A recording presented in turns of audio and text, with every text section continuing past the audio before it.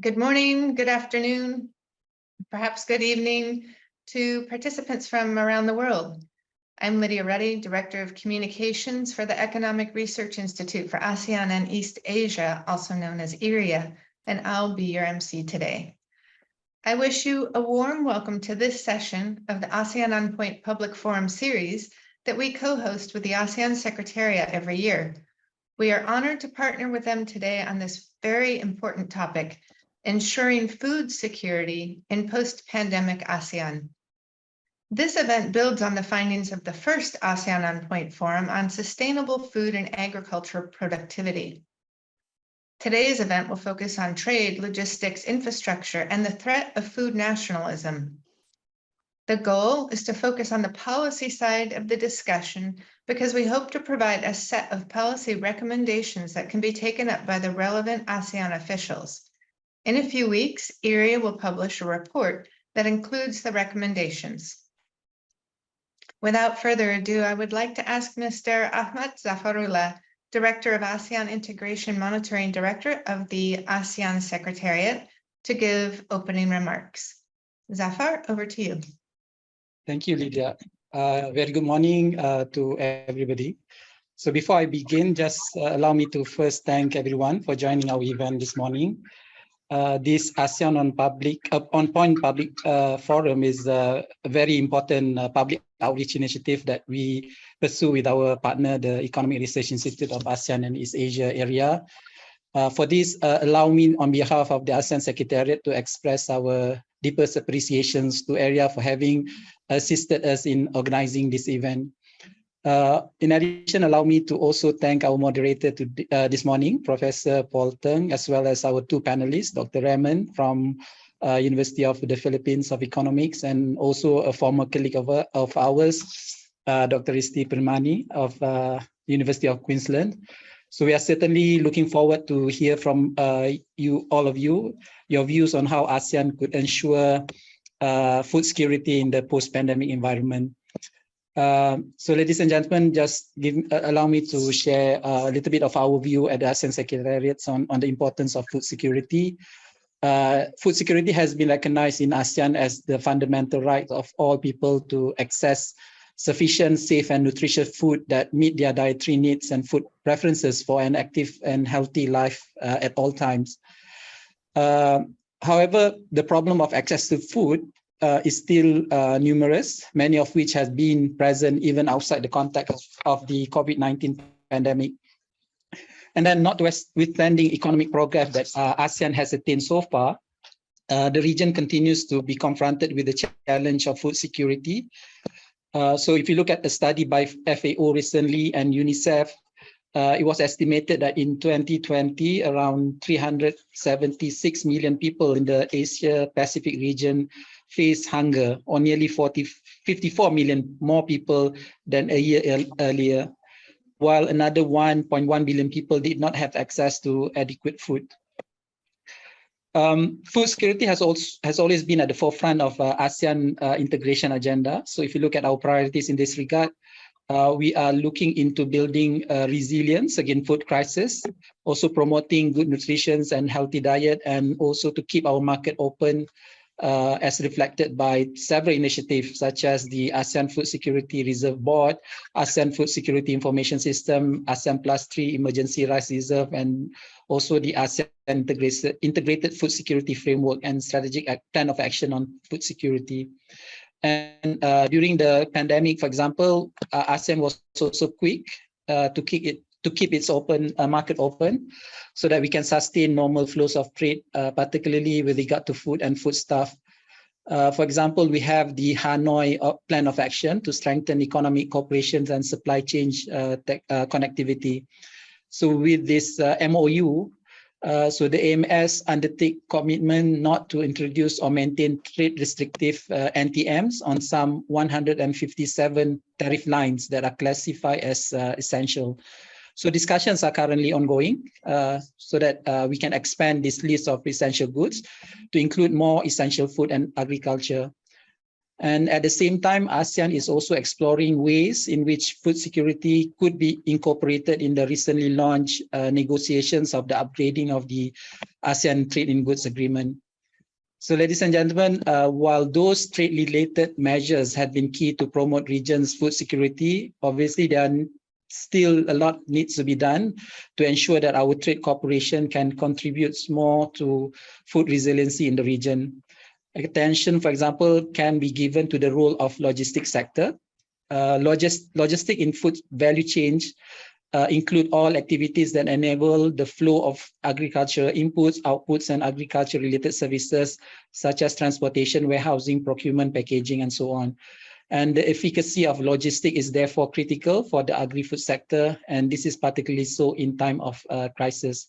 So disruption generated by the crisis could cause adverse impacts on the quality of food, freshness, its safety, and more importantly, can impede access to markets and affordability. So it is with this background in mind that I think the topic of today's discussion is very timely, and it's also very relevant to move ASEAN cooperation in relevant sectors forward. And I therefore look forward to hear the views of all the experts present here today, as well as those from the audience wishing to have the voices heard. Thank you. Over back to you, Lydia. Thank you, Zafar, for providing the background. It gives us a really good basis for and context for the following discussion, which we will now begin. So I would like, if you would like to ask any questions, I see it, some people already have, please write it in the Q&A box at the bottom of the screen, and later we will address as many questions as time permits. And it's now my great honor to introduce Professor Paul Tang, Managing Director and Dean, National Institute of Education International, who will chair this discussion. Over to you, Professor. Oh, well, thank you so much, Lydia, and thank you, Zafar, for that excellent setting the stage to those remarks of yours. Let me just add a few as well. You know, as mentioned earlier, food security today is definitely what we call a hot button issue, right, that cuts across continents. But we also know that food security is based on the premise that there is sufficient available food produced, that the food can be moved from where it is produced, the source in other words, to where it is processed or consumed, the sink. And Zafar mentioned all the different intermediary steps.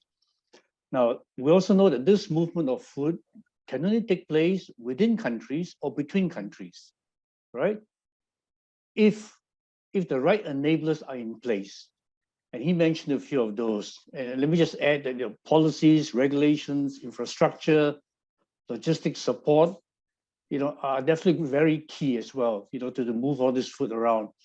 And of course, additional to availability and movement, food security also depends on the food being affordable and nutritious and safe. Now, these are aspects that we won't cover very much today, but they're definitely not tangential, but underpin our discussions as well. Also, recent times have shown how interconnected countries are in their food supply chains, how important traders and how important supporting infrastructure and logistics are to ensure this source-to-sink relationship. Of course, climate change, the COVID pandemic, and the Ukraine-Russia conflict have just shown how easily disruptible supply chains are and how indispensable they are to assure there's enough food for many.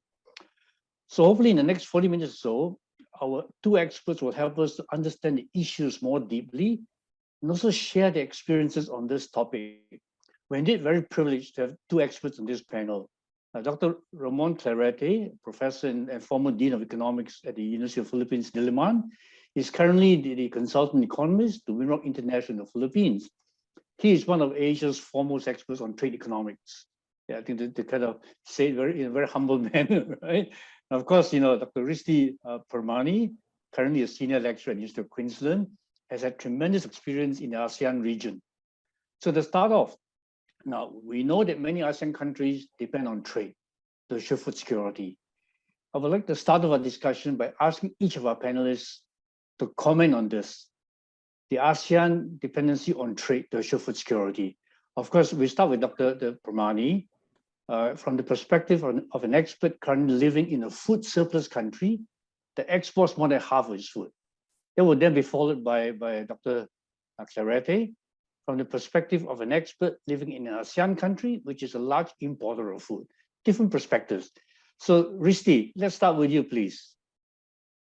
Okay, thank you, Professor Tang, and also thank you to ERIA and also the ASEAN Secretariat. It's really good to see a couple of colleagues at the ASEAN Secretariat too.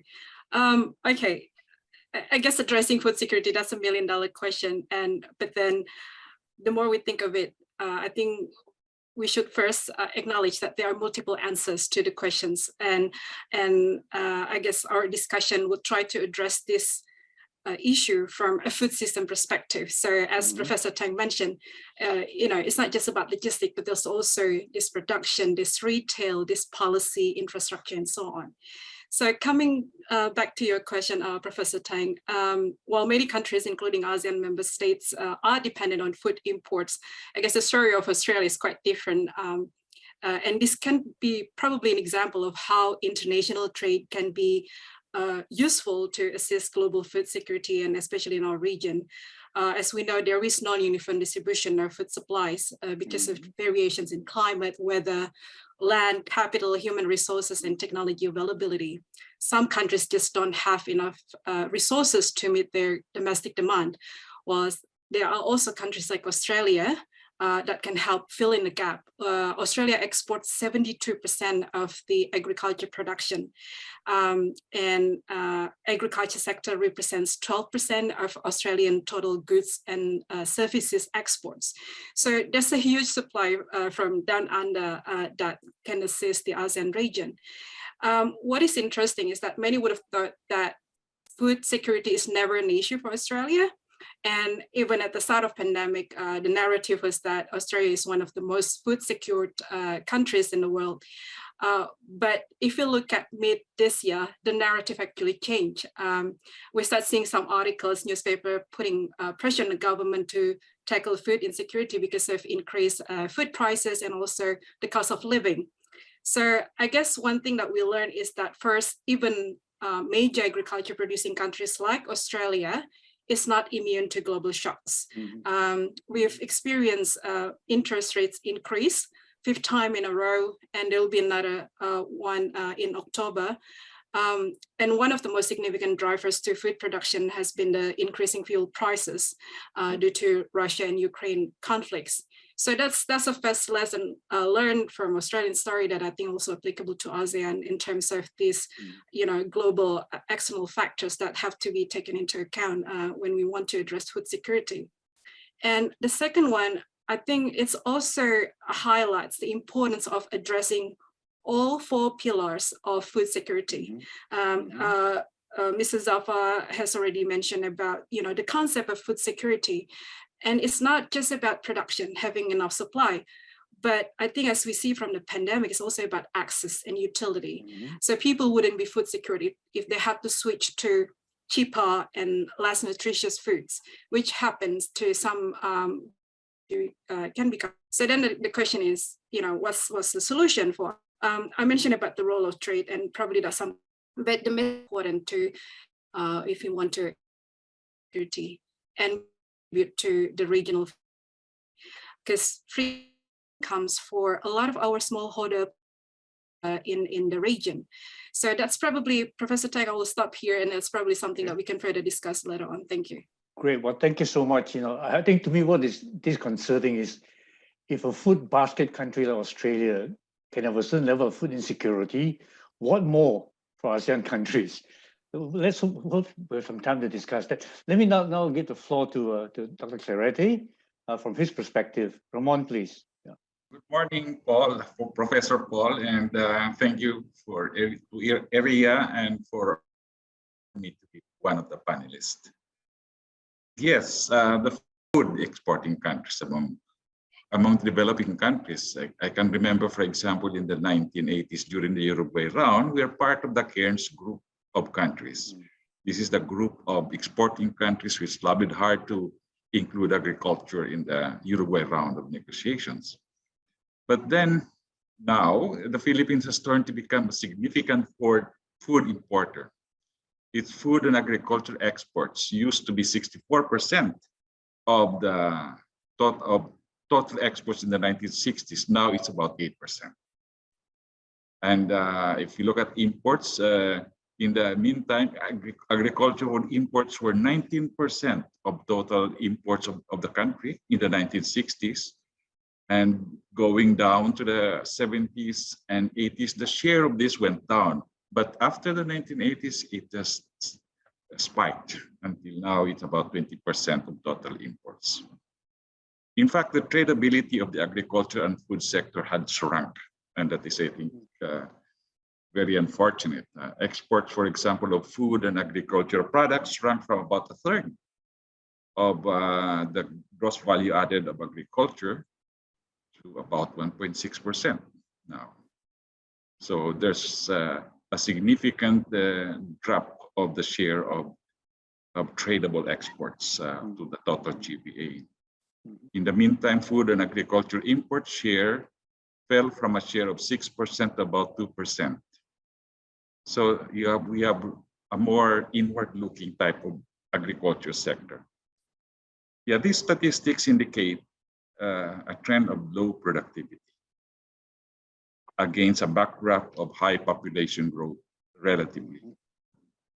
An increasing part of our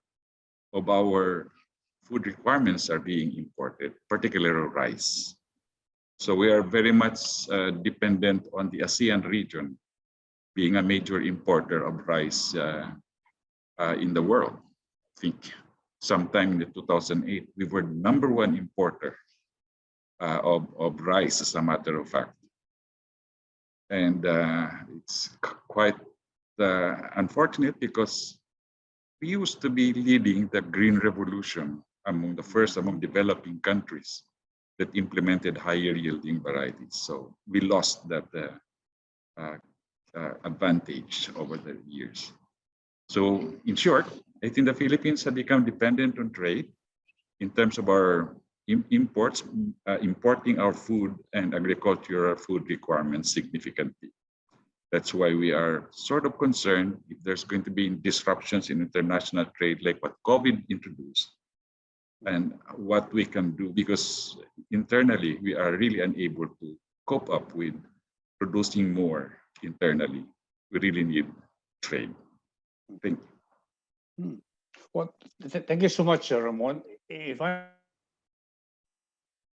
dig a bit deeper from some of the points that you've made, what can we learn from the pandemic to really help us in this new normal to better anticipate disruptions, right? And be sure that there's least disruption to the trade flows. I know you and I have discussed, how useful and realistic, for example, organizing a food trade forum maybe to exchange market information in order to avoid unilateral panic action. Mm-hmm. Perhaps you might want to explicate that a little bit more, because that's highly germane to our discussion, I feel. Yeah. Thank you, Paul. The COVID pandemic had been a major unprecedented shock in the global economy. I think a good understanding of it is needed in order for us to identify important measures to mitigate shocks like that. Production and trade in the global economy range from food and to industrial production and trade, and also services even. But based on existing literature, we saw disruptions in production due to labor shortages. And that was induced by COVID lockdowns. It is the non-agriculture sector which shrunk more compared to food and agriculture. And even in the food and agriculture sector, we also saw differences in the impact of COVID, like more negative impact on processed food as opposed to primary food. So that's one pattern that we observe, and spending shifted to primary food away from processed foods. Mm-hmm. And I think that's because also of the processed foods got a hit because of labor shortages, the pandemic. The manufacturing and service parts of the food sector shrunk in favor of food production, primary food production. Thus, we witnessed the resilience of the primary food sector relative to processed food or services in retailing food, and of course, relative to industry and services. As a matter of fact, I could say in the Philippines, for example, when growth of industry and services was negative, we had a positive growth in agriculture and food. Not large, but definitely it showed that it was more resilient to COVID. Spending shifted to primary food production in favor of rather than food away from home, delivered to home rather than delivered to away from home. Those restaurants, they fell, the services there, and food in malls and groceries. There's more activity in the traditional trade in primary food production. The manufacturing and services and service parts of the food sectors rank in favor of primary food production. Thus, we witness the resilience, as I mentioned earlier, of the primary food sector and the depth of COVID-related recession everywhere in agriculture and food help sustain the remaining growth of the sector. Let's talk about logistics. Logistics and transport problems had changed the composition of what had been traded in food internationally. And in fact, food distribution and how the food is distributed. Yeah, bulk shipments were continued to be resilient. These are products that are in cereals and oilseeds that has less been affected by COVID. However, the higher values food products of perishable, requiring cold chain, and to be shipped in terms of as air cargos, they had been hit badly. And yeah, these products tended to be shipped by air, and the cost of this transport mode significantly increased. The effect is underscored by the decline in per capita incomes, which made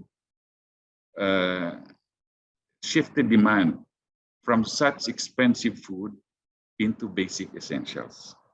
So there's a change in demand, the way also this food is being transported more on bulk shipments.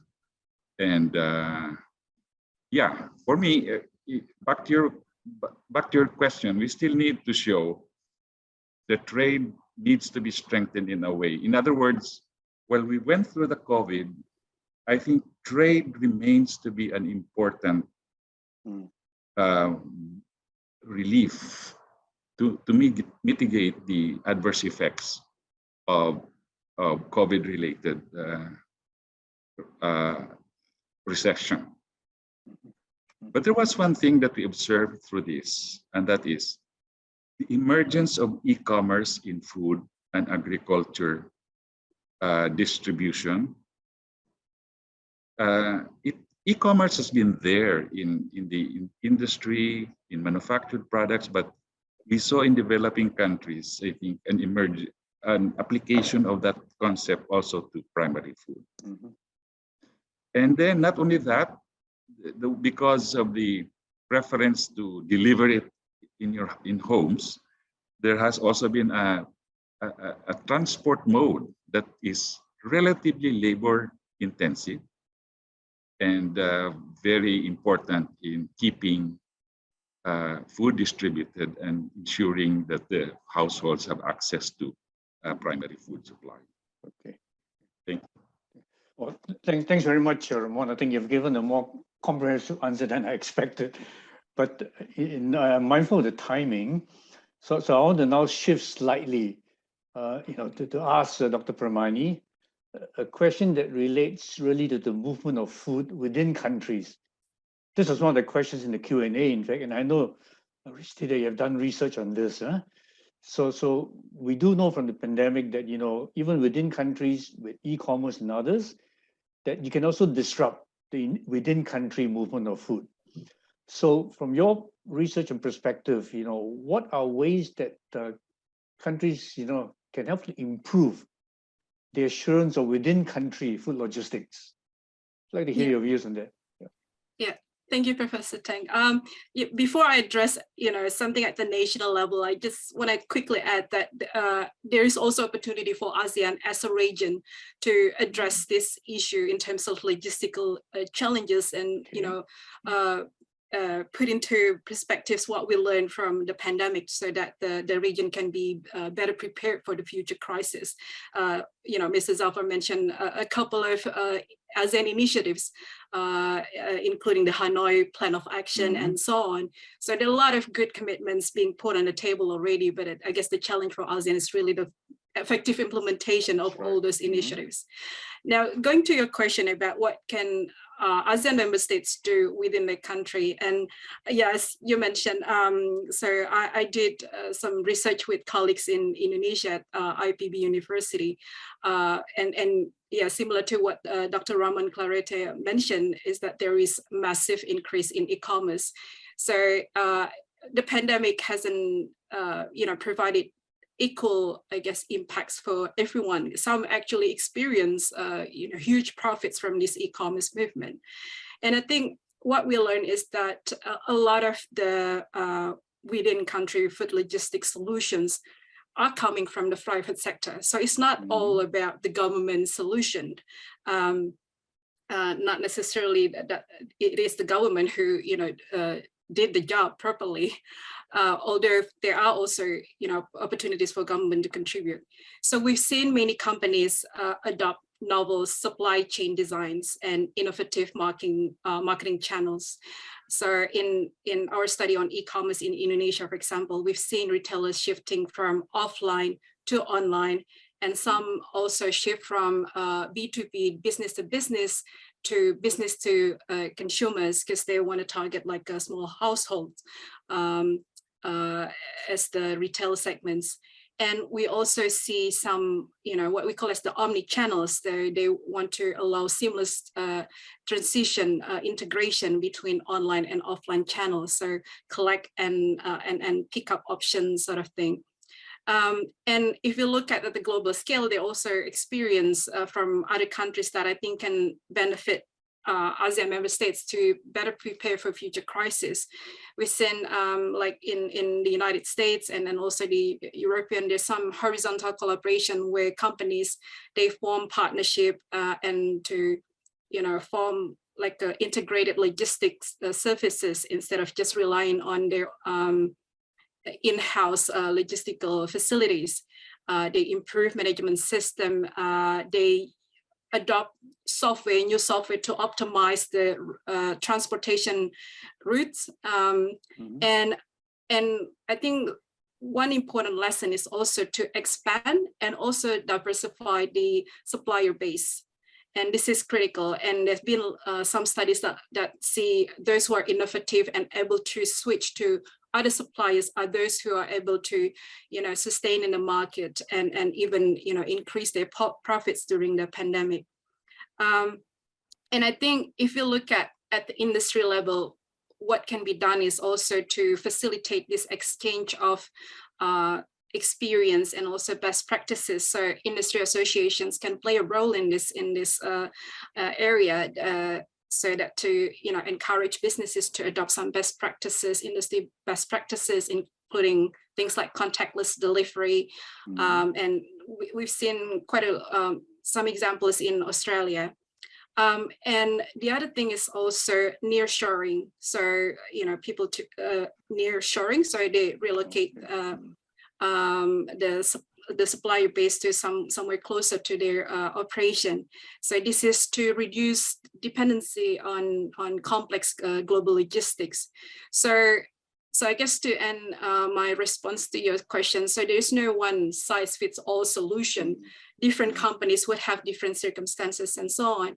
And I think this again highlights one of the solutions that ASEAN should facilitate is to encourage this sharing of best practices and experience, because only from there, then, you know, other countries can learn, you know, what worked, what didn't work during the pandemic, so that we can better prepare for the future crisis. Okay, I think your last statement is quite an important one. So let's dig a bit deeper there. Huh? As you know, and Zafar also mentioned the ASEAN Integrated Food Security Framework, 2021-25. One of the 7 objectives in there is to, apart from increasing food production, is to promote conducive market and trade, agricultural commodities and inputs. Now you kind of gloss over the regional level. I'd like you to share with us a bit more at the regional level. Okay, what are some possible mechanisms, actions that we can take?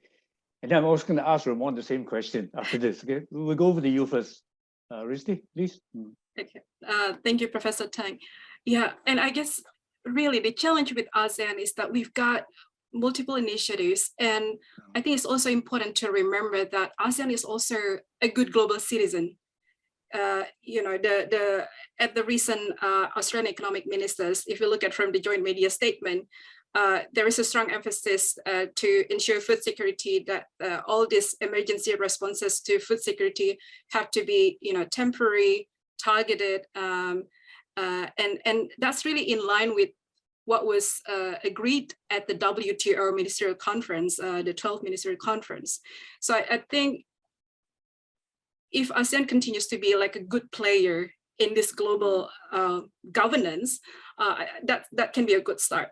Now, in terms of what platform that should be used, I think the answer is not just a platform. It's not just one, you know, rice trade platform and so on.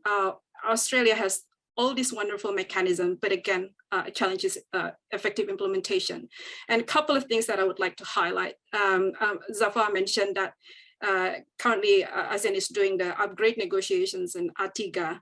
And of course, and as we know, food security is also, it's not just about trade in goods, but also trade in services and investments. So ATISA and AKIA are also important part of this discussion on food security. And I look at the Hanoi Plan of Action on strengthening ASEAN economic cooperation and supply chain connectivity. There are many really good initiatives there. And also in line with the ASEAN Comprehensive Economic Framework. So, you know, aspects such as, again, sharing of information and best practices, communication between ASEAN member states, not just with the central governments, but also the local governments, because there are a lot of restrictions happening during the pandemic. Were actually imposed by the local governments. If you look at Indonesia, for example, you know, it's a decentralized economy. So local government should also be in the picture when we want to address food security. Trade facilitation is another critical aspect. I wrote a paper on looking at the link between the depth of trade agreements. So because we see now that trade agreements is not just about trade, but also, you know, all other newer aspects, and how these trade agreements then link with the natural disasters, for example. And we can see that trade agreements haven't really facilitated this emergency response when there's natural disasters, where countries can be given this special differential treatments if there is natural disaster that make them unable to meet their trade commitment, something like that. So, and I think that applies to when, you know, we have a huge shock like a pandemic. So where is the role of trade facilitation? And again, the WTO trade facilitation agreement is something that ASEAN can also play a role in. And I think something that we haven't mentioned is also strengthening engagement with the private sector. We've seen many of them are resilient. They're not just the key partners for governments to engage with. They can provide solutions and contribute to the solutions, because really food security is not just the domain of the public policies. There are so many investment opportunities, education, training, you know, corporate social responsibility opportunities for the companies to contribute to this. Yeah. I really like what you, you said towards the end, because I, in my own role here, I interact so much with the private sector. And it's just amazing how the pandemic, has just stimulated so much innovation and investment from the private sector. So the key question still is, what should the public sector be doing to enable the private sector to function? But that's another question altogether. Ramon, I want to come back to you on the same question about regionally. What can we do better as a region, as an ASEAN region, to really facilitate trade, logistics, infrastructure, and so on? Yeah. In my view, I think we are not wanting regional cooperation in ASEAN. I think I echo Dr. Permani's observation that it's in the implementation of all these agreements that would really change. So let me first talk about, in my view, what remains that needs to be done at the public level.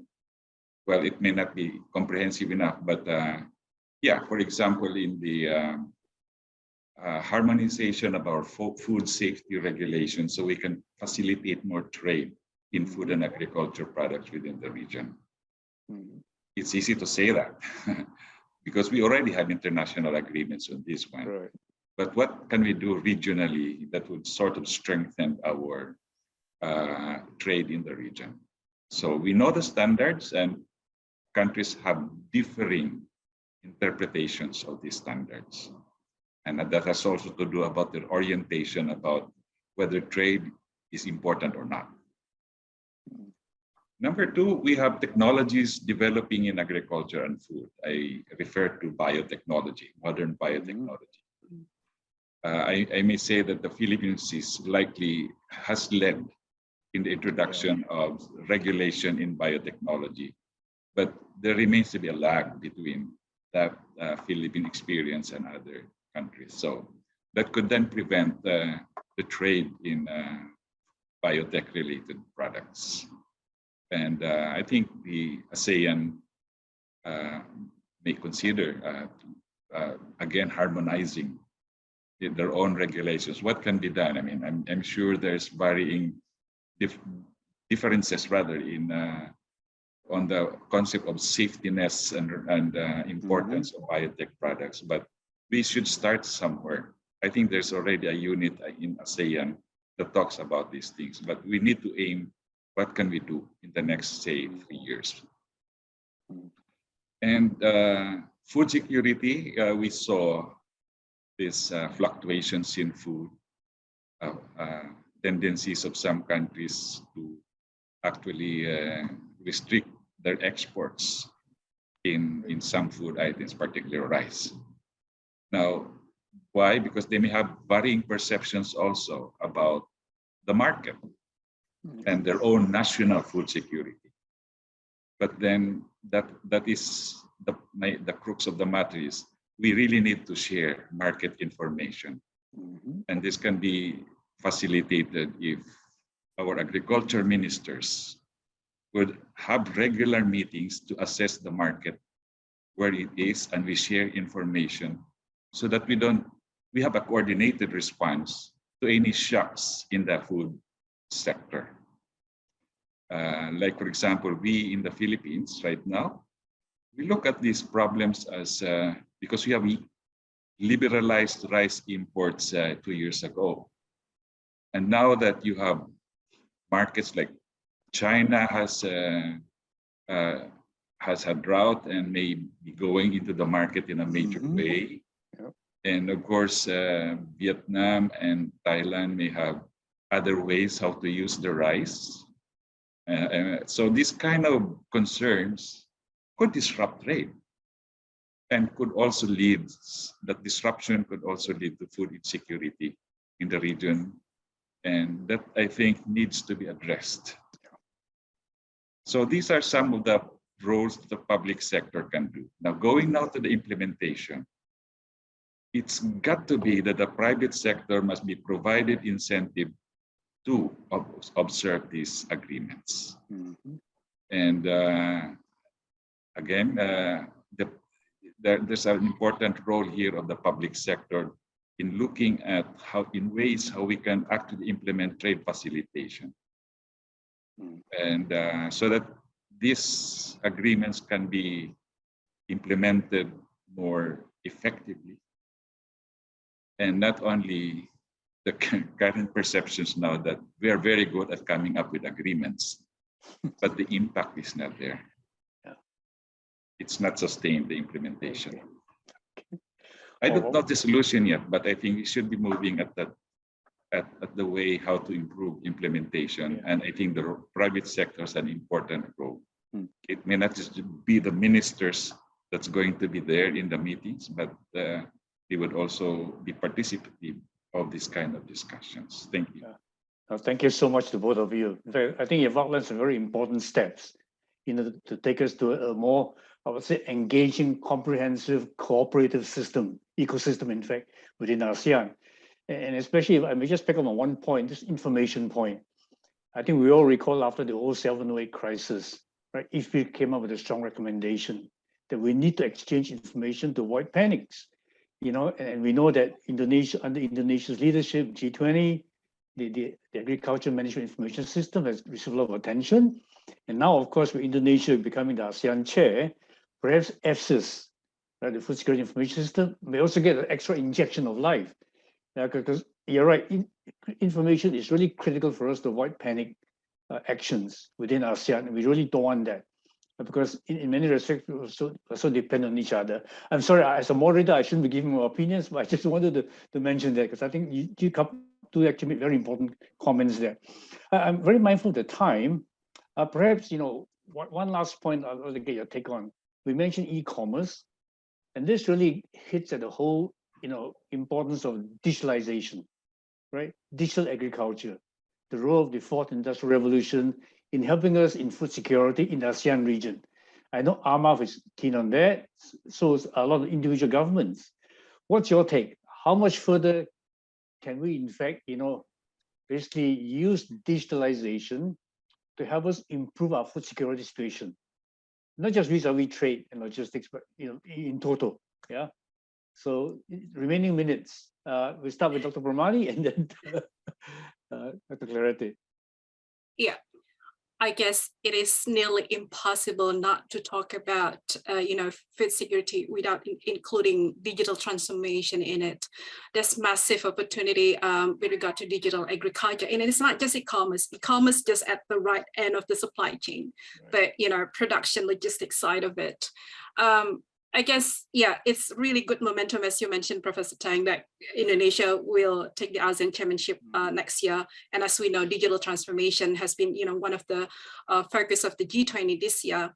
And I've been privileged to be able to contribute a policy brief on this digital agriculture. Again, the private sector, there are technology developers out there who have invented a range of digital technology options for agriculture stakeholders, including farmers, to use. One thing that I think, again, we probably should also better address, especially if we look at the ASEAN context, is the inclusiveness, because the last thing we want to do is to move this digital transformation forward, but there are some people left behind. And here we're talking about the rural communities, women, the elderly people who might have limited access to technology and so on. So I think I think we should take an optimistic view with digital transformation, but at the same time, we have to be mindful of that there is also unintended consequences of this digital agriculture. So yes, definitely, digital agriculture should be one of the priorities if we want to address food security, and not just about e-commerce, but also, from production and pretty much throughout the whole supply chains in food sector. Your take, Dr. Clarete? Yep. Thank you. Yeah, I think the digital transformation or digitizing agriculture and food trade, we saw the importance of it in the depth of the COVID pandemic, and I saw that here in the Philippines as well, very much so. But I also saw that the remaining weakness of the food sector, agriculture food sector, showed up like in low productivity. The organization of the marketing system is not also very well. So the opportunity was there to pull up the sector, but then we can see that it has its own constraints. So I would still see the importance of continuing investments to raise productivity. And also, yeah, there are various countries like the Philippines, they have their own biases about what to do. Like, for example, we have this agrarian reform program that limits investments in agriculture because of the ceiling in per capita land markets. They don't have scale economies to encourage private sector investments. And another constraint I see is their perception about trade, the importance of trade. There's still very much importance of inward looking, like food self-sufficiency first, and then only rely on trade as like a last resort. And we have all these measures, including, according to the WTO, they had a study on this one, that some food safety measures, SBS measures, were used to actually restrict the movement of food and agriculture products. So that reflects a less appreciation of the importance of food and agriculture trade for food security. So I think we need, as individual ASEAN countries, look at how to get a proper balance between local food production and foreign trade in food products. Yeah. And I think the concept has to do with, comparative advantage and appreciation that with protecting certain industries or certain producers is not the way forward to attain food security. Actually, we could continue this discussion for another 1 hour easily, but I'm mindful of time. Okay. So I think I want to thank you both for the answers. I propose we now move on to try and take a few questions because we don't have much time left. We've already answered the first question about basically internal logistics and so on. Now there's a question which is quite interesting. How do we address the problem of local farmers who have problems bringing their harvested crops to the market, avoiding losses and so on, not going through middlemen and so on? Any quick answer to that from either one of you? It's in the Q&A, the second question. All right. I think just as a brief answer to that, I think we really need also get the local farmers organized so that we can reduce negotiation and transactions cost. I can see that very well in the Philippines with our farmers having only 1 hectare to 2 hectares. So they are not organized as one business association. It's just difficult to promote this marketing of products in the market. So we need some, or it doesn't have to be, it could be a cooperative, but we need to organize them so that this can be facilitated. And of course, getting rid of this ceiling, this is very much like the Philippine situation. Getting rid of this cap in how much land you can own and farm, so that you can facilitate more investments in larger scale production. Okay. Dr. Purani? I guess the keywords would be upskilling. E-commerce might present opportunity. And also, I guess, reviving the extension services, which I think, getting less and less resources in a lot of countries. So more support from the governments in that regard. Okay.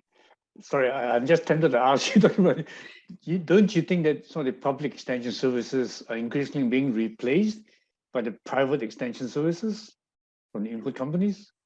Correct. Yes. And in countries like Australia, for example, it's definitely private. And we see like in the chicken, poultry sector in Indonesia, for example, that's a private sector domain. But economics 101, if there's not enough incentive for the private sector to invest in a particular area, there's this rationale for public programs such as extension, and we've seen some gaps in a lot of sectors that I think still need the government involvement in terms of the extension and to increase productivity and so on. Okay, good, thank you. Again, mindful of time, I'm going to skip one or two questions. Let's say this question from Jose Mondescleros, the resilience of ASEAN primary production. Are there potential lessons from Australia in this regard? Similar distinctions in impact between primary production on the one hand and downstream supply chain segments on the other. I suppose this question is addressed to you, I think, Dr. Permani, but Dr. Clarity can also chip in. Yeah. So some potential lessons. I think one of the most important government policy that was critical at the start of the pandemic was to declare agriculture and food sector as essential services. And that changed a lot of things, because then, that allows a lot of movement. But if it specifically, that's about logistics side of it. And as I mentioned before, some lessons learned from the company's perspective. But if we are specific to perishable products, cold chains, well, in Australia, I guess cold chains are not necessarily niches, with all the infrastructures that have been had. However, having said that, there were, until June this year, Australian government actually had a program that helps the exporters to, it's called the International Freight Assistance Mechanism. So that was temporary targeted emergency support. That's to help the exporters to send their fresh produce to, key export destinations. So you've seen some, fresh vegetables and fruits being sent by airplanes, pretty much, and that's supported by the government to some critical destinations. So that sort of support probably that was done, and I guess for other countries that sounds, oh, that's really expensive measure to be put in, but that was critical. And again, because more than 2/3 of our agriculture production relies on export, so that was the extent that the government support has provided. Singapore was a beneficiary of that. Yes, we send you all the fresh produce, the milk and everything. That's right. Ramon, want to chip in on this? Yeah, I think I also echo what the Philippines had done here in the depth of the COVID, and that is to give preference to food and agriculture sector, exemptions from lockdowns, so that because it is an essential product. And it's there, but I think if for a developing country like the Philippines, we really need to have more than that, in the sense like higher productivity for agriculture. And I may say, one of the baggages I think for the Philippines is the very strong presence of the public sector in terms of investments. I'm not against it, but this so-called reliance on the public sector rather than encouraging private sector investments is unfortunate. I think that should be improved. I think I see in some industries in the Philippines had attained higher productivity because the private sector is more there rather than the public sector. Our preference to give more importance to rice sacrifice the development of other higher value industries. So those are some of the things that needs to be, I think, corrected for us if our capability to deal with such COVID pandemic that we had and improving the distribution of primary food products internally can be. Okay, good. Thanks. A very good answer indeed. In the last remaining time, I'm going to give the last opportunity, 1 minute, to both Dr. Permani and also Dr. Clarity. Any take-home messages in 1 minute each? What would you advise? Permani? Okay, I'll start. I think we should give credit to ASEAN that ASEAN has done relatively well in responding to the pandemic and also to address the food security issues, ASEAN has also developed a range of initiatives that have potential to help address the region to better prepare for a future food crisis. But again, the challenge is full and effective implementation of those initiatives. So while we focus on food security and focusing on this economic recovery, I think we should also not lose sight. The couple of questions about food waste, the environmental aspects of food security, which is also important, because up to COVID, climate change, all this, that was still one of the most, priority risks that the global, market has tried to address, but then the pandemic sort of shifted away from that direction. So I think it's important to continue to address the food security from a food system perspective, not just from the social pandemic issues, but also, economic and also environmental aspects of the sustainability. Excellent. Dr. Clarity? Yeah, just briefly, I think COVID is a unique shock, but we may never go through back again because there are now health technologies to address it. It could not have been as disastrous if we had a COVID vaccine at the start. And we are better protected and we will avoid these very costly lockdowns. So that's point number one. But there could be another emergency that we don't know how to solve it. So we have to be prepared, of course. But I think we know how to deal with COVID better than when it started 2 years ago. Number two is it's still very important that regional cooperation will have to be strengthened. So I did mention about remaining harmonization agreements that need to be done within the region. Number three is we should not stop just with the declaration or the signature of our ministers about certain agreements. We really have to discuss in what ways can we effectively implement these agreements. And it should not be far from the idea that the private sector needs to be brought in so that it's going to be a sustained movement towards a better way of improving productivity and trade in the region. Thank you. Well, thank you so much. I think with that, we've run out of time. I'm sure all of you listening will agree with me that we had a really rich discussion. And I wish we had more time to dig even deeper, right, into some of these issues, but also broader. I think as Risti mentioned at the beginning, the food systems approach is so important. The multi-sectoral approach is also very key, public, private sector, civil society included, and so on. So maybe, one of the take-home lessons, and maybe we need 2 hours in the future for this kind of, ASEAN on point, really deep discussions. Yeah. So with that, I think as a moderator, I thank you both very much for the active, fantastic participation in the dialogue itself. Yeah. And I think it's my privilege now to turn the floor back over to Lydia and the ASEAN Secretariat, right, for the concluding remarks. So thank you. Thank you. Thank you. Thank all three of you so much for a really amazing conversation with so many insights and recommendations.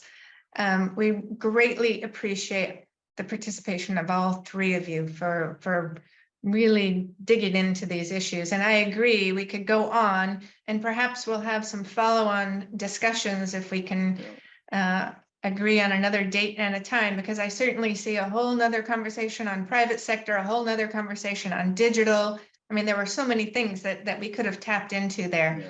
Yeah. What we're going to do next is create a report based on this event.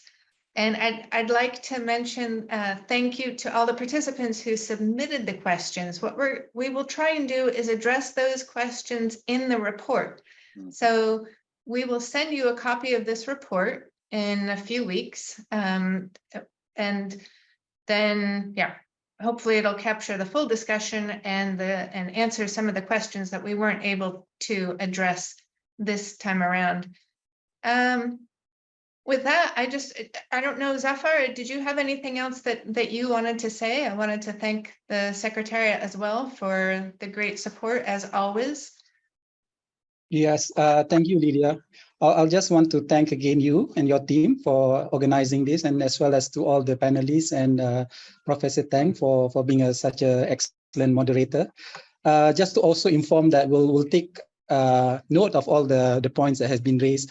Also to mention that we are currently working on trying to see how we can actually leverage on the current ASEAN Comprehensive Recovery Framework. I think Risti mentioned a little bit on this. And 2 areas that we will be focusing on will be on, one is on food security and the other one is on energy resiliency. I believe all those points, things that we may want to look into on how to further improve food resiliency can be taken into consideration when we develop these extensions of the ACRF. And also, I think another major work that I think would also benefit tremendously from this discussion and maybe further discussion that Lydia can help us organize is on the work on AEC post-2025 vision. So we are inching closer to the end of the current blueprint, right? So this is an opportunity for us to discuss not only on the challenges that we face on the implementations of what we have done, but also to look into other new areas that we should be looking into for our next vision. I think I'll end there. Thank you again, everybody. Thanks, Zafar. And that's definitely a 2-hour conversation if we organize that, I think. So with that, we are going to post this video online as well. We have had some connection issues today, so I can't promise that it's going to be the best recording, but we'll make something out of it and post it in a week or 2. Again, thank you all very much. And with that, this forum is now officially closed. Good. Well, thank you. Thank you.